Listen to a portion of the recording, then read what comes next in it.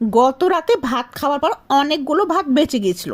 এই ভাতগুলোকে অনেকে করকরা ভাত বলে থাকে, আবার অনেকে বাসি ভাতও বলে থাকে। করকরা ভাতকে ভেজে কিভাবে মজাদার ভাবে খাওয়া যায় সেই ভিডিও আজকে শেয়ার করব। এই ভাতগুলোকে ভাজি করলো একই রকম ফ্রাইড রাইসের মতোই টেস্ট লাগে, যাকে বলে গরিবের ফ্রাইড রাইস। এটা না বলে কাউকে যদি খেতে দেন তাহলে সে একবারও বুঝতে পারবেন না সেটা আপনি আগের দিনে করকরা ভাত ভেজে দিয়েছেন। ভাত ভাজি করা তেমন কঠিন কিছুই না।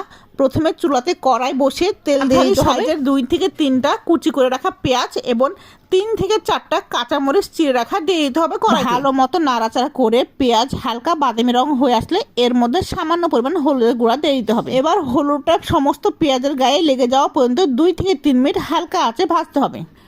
পেঁয়াজ মরিচ হলুদ সবগুলো একসঙ্গে মিশে যাওয়ার পর এবার দিয়ে দিতে হবে ডিম। কোনো রান্নার ক্ষেত্রে ডিম ভেঙে দেওয়ার প্রয়োজন পড়লে আমি সেটা সরাসরি কড়াইতে না ভেঙে আলাদাভাবে বাটি করে ভেঙে দিই। সরাসরি ডিম ভেঙে দিলে ডিমটা যদি পচা পড়ে তাহলে পেঁয়াজ মরিচ তেল সবগুলো নষ্ট হয়ে যায়। এখানে আমি ডিমের স্বাদ মতো লবণ অ্যাড করব।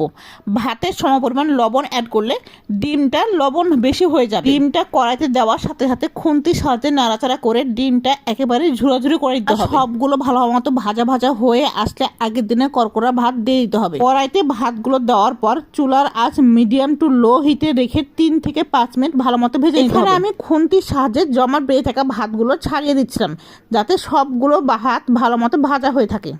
5 মিনিট ভালো মতো নাড়াচাড়া করে নেওয়ার পর দেখবেন ভাতগুলো একদম ভাজা ভাজা অবস্থায় চলে আসছে। এরপর আগে থেকে ভালো মতো ধুয়ে কুচি করে রাখা ধনিয়া পাতা অ্যাড করে দিতে হবে। এরপর 1.5 থেকে 2 মিনিট ভালো মতো নাড়াচাড়া করলে দেখবেন আপনার ভাতে সম্পূর্ণ ধনিয়া পাতা মিশে গেছে। এরপর চুলা বন্ধ করে কিছুক্ষণ পর্যন্ত রেখে দিতে হবে। তো সম্পূর্ণ রেডি হয়ে গেছে গরিবের ফ্রাইড রাইস তথা ভাত ভাজি। যারা ভাত ভাজি খেতে পছন্দ করেন না কিংবা এইভাবে ভাত ভেজে কখনো খান নাই, তারা একবার হলো এই প্রসেসে ভাত ভেজে খেয়ে দেখবেন, মুখে স্বাদ লেগে থাকবে। এতক্ষণ ধরে আমার পেজের সঙ্গে থাকার জন্য অসংখ্য ধন্যবাদ সবাইকে। আসসালামু আলাইকুম।